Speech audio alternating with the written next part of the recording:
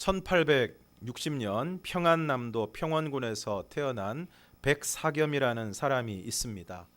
9살 때 열병을 앓다가 실명하게 되었고 1년 후에는 어머니마저 세상을 떠나게 되었습니다.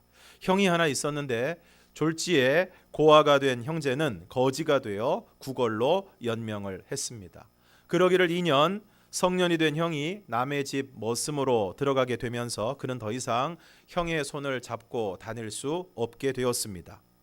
당시 맹인이 할 수 있는 최고의 직업은 점을 치는 일이었습니다. 형은 동생에게 학비를 대줄 테니까 점수를 배우라고 했습니다. 마침 마음씨 좋은 점쟁이가 이들 형제의 딱한 사정을 알고 학비를 반으로 깎아주었습니다. 백사겸은 4년 공부 끝에 승어사, 스승을 뛰어넘는 경지에 이르게 되었고 스승으로부터 물려받은 산통, 그 점쟁이들이 점칠 때 이렇게 흔드는 거 있죠? 산통, 산통 깨졌다 할 때 산통, 그 산통과 죽장을 가지고 고향을 떠났습니다. 가까운 평양으로 가서 사람들이 많이 모이는 대동강변에 자리를 펴고 점을 치기 시작했는데 워낙 눈치가 빠르고 말재주가 능해서 금방 손님들이 몰려들었습니다. 평양에서 어느 정도 자신감을 얻은 그는 서울로 왔다가 다시 이천과 원주를 거쳐서 서울 근교 고향읍에 자리를 잡았습니다. 거기서 20년 가까이 점을 치다 보니까 고향읍 백장님 하면 명복이다 할 정도로 유명세를 타게 되었고 양반집에서 가마를 보내서 초청할 정도가 되었습니다. 그 사이 그는 결혼을 하고 아이도 낳았고 돈을 많이 벌어서 생활도 안정이 되었습니다. 그런데 그의 마음은 편하지가 않았습니다. 알고 보면 그의 직업은 눈치로 현란한 말재주로 남을 속이는 일이었습니다. 직업에 대한 회의가 일기 시작한 것입니다. 당시 불안한 시국 상황도 그를 우울하게 만들었습니다. 비록 앞을 볼 수는 없었지만 들리는 풍문에 나라 사정이 점점 어려워지는 것을 느낄 수 있었습니다. 혹세무민하는 탐관 오리들의 횡포에 항거하여 밀란이 여기저기서 일어나고 힘없는 백성들은 이리 터지고 저리 쫓기는 난세였습니다. 그런 상황에서 자기 운명의 불안을 느껴 찾아온 사람들을 속여서 돈을 벌어야 하는 자신의 처지가 괴로웠습니다. 고뇌하던 백사겸은 참된 도를 찾기로 결심을 했습니다. 매일 새벽에 일찍 일어나서 의복을 정제하고 제단 앞에 꿇어 앉아서 자기 나름대로 만든 기도문을 외우면서 축원하기 시작했습니다. 오 하늘의 1월 성신님이여, 이 더러운 인간의 축원을 하감하사 소란한 이때를 평정시켜 주시고 시와 연풍하게 하소서. 시와 연풍은 때가 화목하고 또 풍년이 들게 해달라라는 의미의 축원입니다. 그렇게 무려 10년 넘게 기도를 드렸습니다. 그래도 응답이 없자 백사겸은 100일 작정 기도를 시작을 했습니다. 매일 저녁별이 뜰 때 시작해서 이튿날 새벽별이 질 때까지 경을 암송하면서 철야 기도를 드렸습니다. 정성을 다해 100일 기도를 드린 마지막 날 아침, 낯선 방문객이 그의 집 안으로 들어와 짐을 풀더니 표지가 빨간 책을 꺼내 그에게 주었습니다. 이것은 예수 믿는 도리를 적은 작은 전도지인데 한번 읽어보시지요. 그 사람은 서울에서 내려와 고향읍 일대를 돌아다니면서 성경책과 전도지를 팔면서 전도하던 남감리회 소속 매서인 김재옥이었습니다. 기독교를 서양 오랑캐 종교로 알고 있던 백사겸은 예수라는 말을 듣는 순간 뿌리치고 싶었지만 체면상 그러지 못하고 책을 받아 들었는데 책을 받아드는 순간 독한 벌레가 손에 닿듯 섬뜩한 느낌을 받았다고 합니다. 그러나 백사겸은 그것을 읽을 수도 없거니와 읽을 마음도 없어서 부인에게 버리듯 던졌습니다. 100일기도 헛했다 하는 생각에 실망감만 들고 고민은 더욱 깊어만 갔습니다. 점치러 오는 손님들도 귀찮아졌습니다. 그러던 어느 날 비몽사몽간에 꿈을 꾸었습니다. 그는 꿈속에서 두 눈을 뜬 상태에서 하늘나라로 들려 올라갔습니다. 거기서 어떤 기인이 은으로 만든 산통을 주면서 나는 예수다. 내가 주는 산통은 의의 산통이니 받아 가져라. 꿈을 꾸고 나서 마음이 더욱 심란해졌습니다. 얼마 후 장인이 올라와서 딸을 통해 그간의 이야기를 전해 듣고 문제의 빨간 책을 가져와서 읽어봐라 그랬습니다. 그 책은 인가귀도라는 제목의 소책자인데, 인가기도라는 것은 가족을 인도하여 도로 이끈다라는 뜻입니다. 그 책에는 남을 속이고 우상을 숭배하던 가장이 방탕하여 패가 망신하다가 예수를 믿고 새 사람이 되어 집안을 다시 일으켜 세운다는 내용이 담겨 있었습니다. 그런데 바로 그때 건너방에서 책을 읽는 부인의 소리를 듣고 있던 백사겸은 어느새 그 책의 주인공이 되어 있었습니다. 그의 눈에서 눈물이 흘러내렸습니다. 그리고 마음에 뜨거운 감동이 솟구치면서 참 도를 믿기로 결심하게 됩니다. 꿈속에서 받은 산통이 바로 이 책이구나. 이제부터 점치고 경읽는 일을 그만두겠다. 백사겸은 결단한 그날로 손님을 받지 않았습니다. 그리고 자신에게 그 책을 건네준 김재옥을 찾아가서 신앙을 고백하고 그 다음 주일부터 교회에 나가기 시작했습니다. 그리고 마침 그날은 미국 남감리회 선교부가 한국에 처음으로 설립한 고향읍 교회가 창립된 1897년 5월 2일, 그는 다른 신도 20명과 함께 그와 그의 온 가족이 세례를 받게 되었습니다. 믿음 생활을 시작한 후 그는 불경과 산통을 없앤 것은 물론 그동안 남을 속여 모은 재산을 정리했는데, 남은 재산 정리하니까 그 돈이 무려 3,000냥이 되었습니다. 그래서 어떻게 처분할까 기도하던 중에 강도가 들어서 그 돈을 몽땅 가져가 버렸습니다. 그러자 그는 불의한 방법으로 모은 재물을 불의한 방법으로 사라지게 하셨다라고 이야기하면서 살던 집을 생활이 어려운 친구에게 주고 빈손으로 무작정 길을 떠났습니다. 그리고 발길 닿는 대로 다니면서 전도를 하기 시작했습니다. 그런 그에게 조선의 삭개오라는 별명이 붙었습니다. 그는 믿음 생활을 시작한 이후부터 어린 아들 백남석이 성경을 읽어주면, 눈이 보이지 않기 때문에 성경을 읽어주면 그 성경에 있는 구절들을 통째로 외워서 복음서 전체를 암송을 했다고 합니다. 그래서 걸어 다니는 복음서가 되었습니다. 그리고 그의 아버지의 눈이 되어 성경을 읽어주던 어린 아들 백남석은 윤치호 장로의 한영서원에서 공부하고 이후에 미국 유학을 마치고 돌아와서 연희 전문학교, 지금의 연세대죠, 연희 전문학교의 교수가 되었습니다.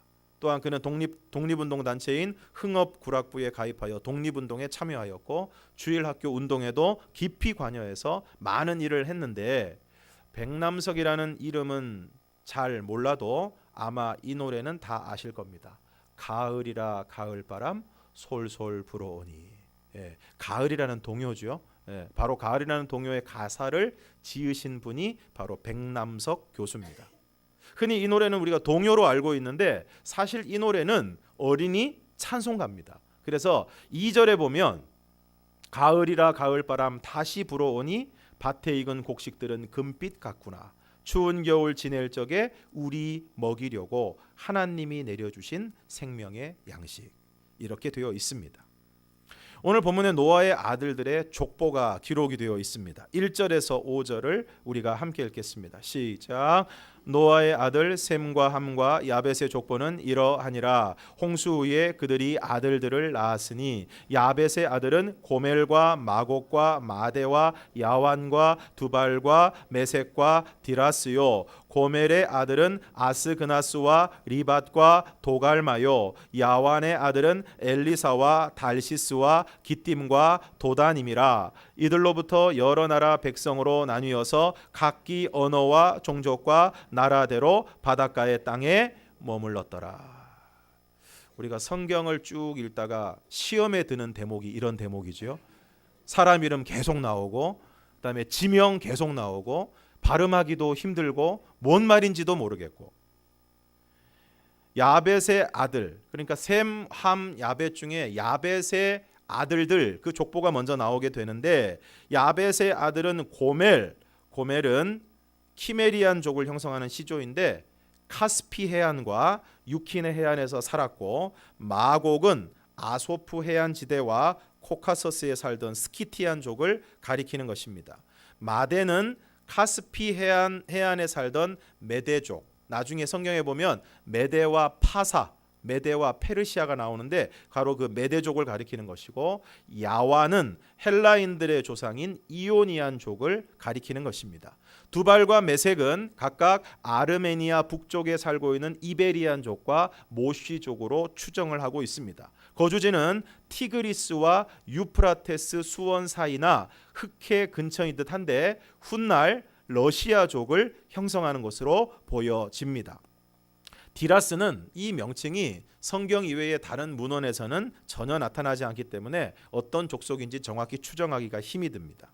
아스그나스는 아케누스의 고대 이름으로 게르만 족속, 유럽 대부분의 그 독일을 비롯한 유럽의 그 종족을 형성하고 있는 게르만 족속의 조상으로 추정되고 리밧은 카스피해 북쪽 부근에 정착한 켈트족 혹은 고울족으로 추정이 됩니다.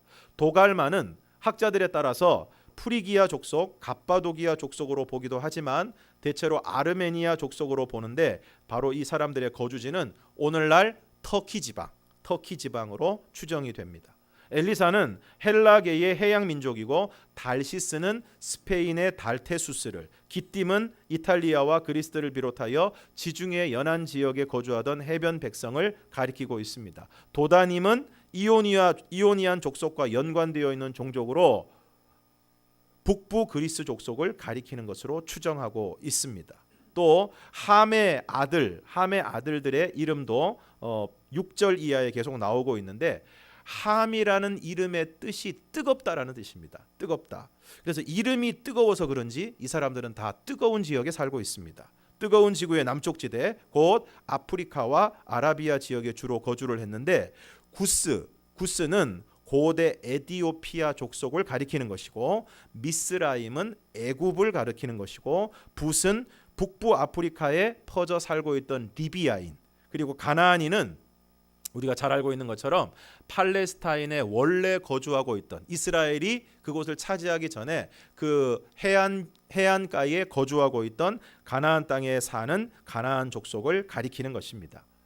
ESV 성경 지도에 따르면 일반적으로 함의 자손은 북아프리카와 동부 지중해 연안에, 이 북아프리카하고 이 팔레스타인 지역이 붙어 있는데 북아프리카하고 동부 지중해 연안에 살고 있고, 셈의 자손은 메소포타미아와 아라비아. 메소포타미아 그러면 어디쯤이냐면은 바로 이란입니다. 이란, 지금의 이란 지역. 그래서 그 이란 지역과 아라비아, 그리고 야벳의 자손은 아까 말씀드린 것처럼 유럽과 소아시아, 터키 지역에 분포되어 있었던 것으로 볼 수 있습니다. 이처럼 노아의 아들들로부터 여러 나라 백성으로 나뉘어서 각기 언어와 종족과 나라대로 각각의 땅에서 살았던 것을 볼 수 있습니다. 그런데 오늘 본문 8절에 보면 특별한 한 사람의 이름이 나오고 있습니다. 지금 족보를 쭉 보시면 누구의 아들은 누구다 이런 식으로 이름만 언급되고 계속 기록이 이어져 가고 있는데, 오늘 8절에 보면 한 사람에 대해서 여러 절을 할애해서 이야기하고 있는 것을 볼 수 있습니다. 8절에서 12절을 우리가 함께 읽겠습니다. 시작. 구스가 또 니무롯을 낳았으니 그는 세상의 첫 용사라. 그가 여호와 앞에서 용감한 사냥꾼이 되었으므로 속담에 이르기를 아문은 여호와 앞에 니무롯같이 용감한 사냥꾼이로다 하더라. 그의 나라는 시날 땅의 바벨과 에렉과 아갓과 갈레에서 시작되었으며 그가 그 땅에서 아수르로 나아가 니누에와 르오보딜과 갈라와 및 니누에와 갈라 사이에 레센을 건설하였으니 이는 큰 성읍이라. 함의 아들인 구스, 그리고 그 구스가 낳은 니무롯에 대해서 오늘 본문은 꽤 많은 분량을 할애해서 말씀하고 있습니다. 먼저 구스가 니무롯을 낳았는데 그는 세상의 첫 용사다라고 말씀하고 있습니다. 개역 한글판에서는 이것을 영걸이라고 표현하고 있는데 바로 영웅 호걸이죠. 여기에 해당하는 히브리어 깃보르는 좋은 의미로는 용사와 영웅이라는 뜻을 가지고 있고 나쁜 의미로는 폭군 그리고 압제자라는 의미를 담고 있습니다. 또 9절을 보면 그가 여호와 앞에서 용감한 사냥꾼이었다라고 말씀하고 있는데 고대 세계에서 사냥은 단순히 동물을 포획하는 일을 넘어서 곧 전쟁 연습과 힘을 단련하는 것을 뜻하는 것입니다. 그래서 구약 성경을 헬라어로 번역한 70인역에 보면 여호와 앞에서라는 말씀을 여호와께 대적하는 이라고 번역하고 있는 것을 볼 수 있습니다. 이처럼 니므롯은 세상의 첫 용사이고 용감한 사냥꾼이었습니다. 모든 사람들이 대단하다고 여기는 영웅이었고 아주 힘이 센 사람이었습니다. 문제는 그런 니므롯이 세상의 첫 용사이고 용감한 사냥꾼이었던 니므롯이 하나님을 대적했다는 것입니다. 놀랍게도 니므롯이라는 이름의 뜻이 대적, 반역이라는 뜻을 가지고 있습니다.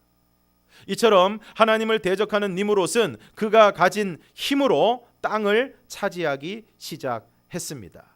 10절을 보면 그의 나라는 시날 땅의 바벨과 에렉과 악각과 갈레에서 시작되었으며 11절 12절 그가 그 땅에서 아수르로 나아가 니느웨와 르호보딜과 갈라와 및 니느웨와 갈라 사이에 레센을 건설하였으니 이는 큰 성읍이라고 말씀하고 있습니다. 그가 그 땅에서 아수르로 나아갔다는 것은 아수르를 침공했다는 것입니다. 그래서 니느웨와 르호보딜과 갈라와 및 니느웨와 갈라 사이에 레센을 건설하였는데 이는 큰 성읍이라고 말씀하고 있습니다. 이처럼 하나님을 대적하는 용사, 용감한 사냥꾼인 니므롯은 다른 나라와 족속을 침략하여 자신의 제국을 건설한 것입니다. 그리고 그가 한 일이 무엇입니까? 한 장 넘겨서 창세기 11장 2절에서 4절을 함께 읽겠습니다. 창세기 11장 2절에서 4절 시작.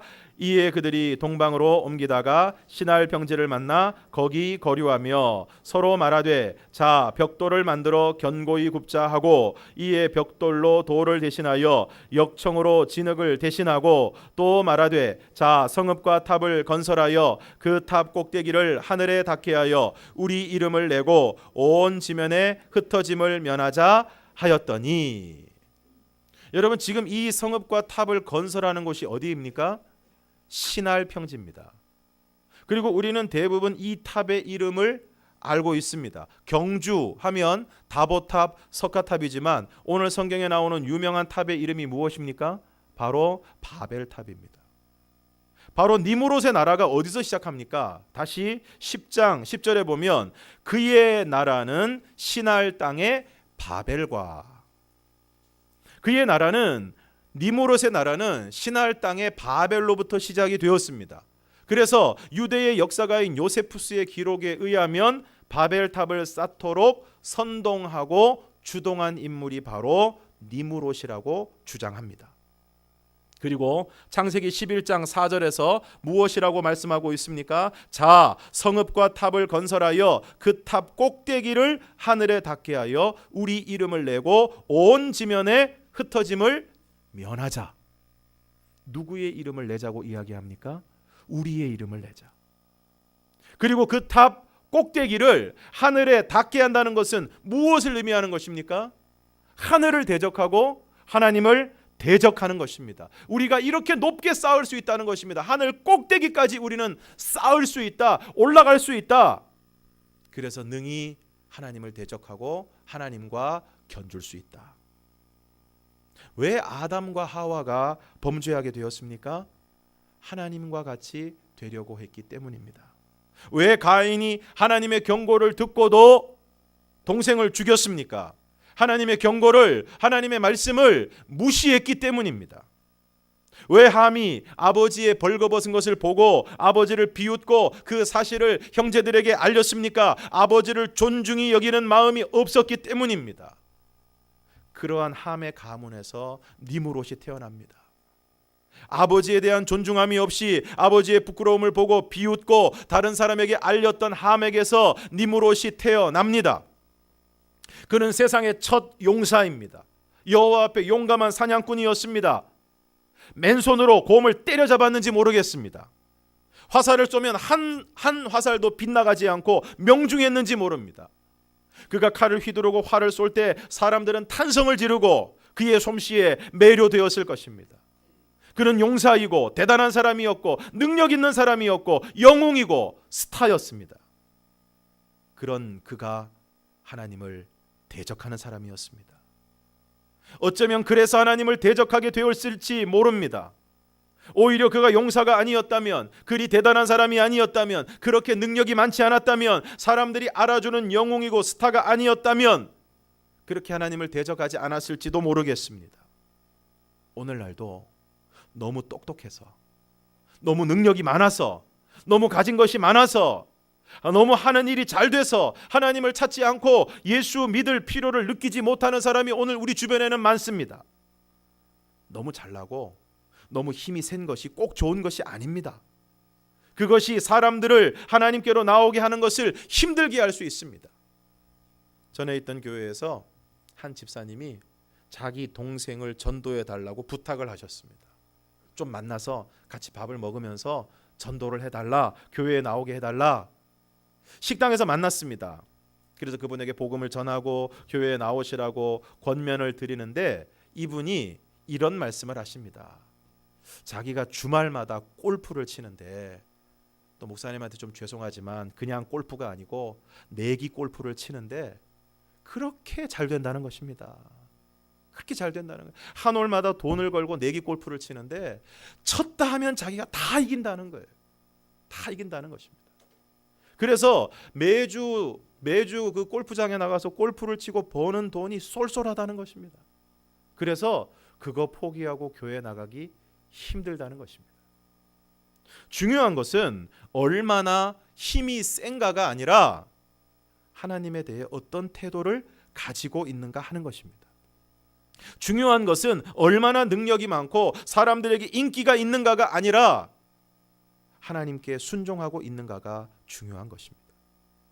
대부분의 사람들은 오로지 자신의 힘을 키워 자신이 원하는 것을 얻고 더 많이 가지고 사람들에게 인정을 받고 인기를 얻으려고 합니다. 전형적인 니므롯의 삶입니다. 그런 사람에게는 하나님이 필요하지 않고 오히려 알게 모르게 하나님을 대적하게 됩니다. 왜냐하면 자신이 하나님이 되려고 하기 때문입니다. 아버지에 대한 존중이 없는 함의 가문에서 하나님을 대적하는 니므롯이 나오고 마침내 그는 바벨탑을 쌓아서 자신들의 이름을 내고 똘똘 뭉쳐 하나님을 대적하고자 합니다. 사랑하는 성도 여러분, 오늘 여러분은 하나님을 존중하십니까? 아니면 하나님을 대적하고 있지는 않습니까? 이 질문에 감히 하나님을 대적한다고 대답할 사람은 별로 없을 것입니다. 그런데 과연 오늘 우리는 하나님을 과연 존중하고 있습니까? 경건은 하나님을 존중하는 태도입니다. 그리고 하나님을 존중하는 사람은 하나님께 순종하는 사람입니다. 그러므로 하나님을 존중함으로 하나님께 순종하는 것이 바로 경건입니다. 눈에 보이는 아버지를 존중하지 못하는 사람이 눈에 보이지 않는 하나님을 존중하는 것은 어려운 일일 것입니다. 요한일서 4장 20절을 우리가 함께 읽겠습니다. 시작. 누구든지 하나님을 사랑하노라 하고 그 형제를 미워하면 이는 거짓말하는 자니 보는 바 그 형제를 사랑하지 아니하는 자는 보지 못하는 바 하나님을 사랑할 수 없느니라. 어제 식사를 마치고 식탁 위에 과자가 있어서 제가 이렇게 먹으려고 하는데 거의 동시에 저희 막내의 손이 쑥 들어오는 것입니다. 그래서 제가 거의 반사적으로 그 아이한테 얘기했습니다. 그만 먹어라.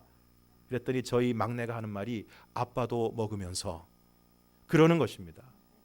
순간 말문이 막혀서 잠시 멍하게 있다가 저도 안 먹겠다고 이야기를 했습니다. 오늘 나의 태도는 우리의 자녀들에게 지대한 영향을 미칩니다. 요즘 초등학교 아이들이 욕을 너무 많이 해서 심각한 문제라고 합니다. 그런데 여러분, 그 욕을 과연 어디서 배웠을까요? 오늘 우리가 우리의 자녀들에게 그리고 다음 세대들에게 물려줄 수 있는 최고의 유산은 하나님을 존중하는 태도입니다. 그리고 하나님께 순종하는 삶입니다. 그러므로 하나님을 존중하고 그 하나님께 순종하는 오늘 저와 여러분이 되기를 주님의 이름으로 축원합니다. 그리하여 우리의 자녀들이, 우리의 자손들이, 우리의 가문이 하나님을 존중하고 하나님께 순종하는, 그래서 하나님이 복을 주시는 경건한 자손, 경건한 가문이 될 수 있기를 주님의 이름으로 축원합니다. 기도하겠습니다.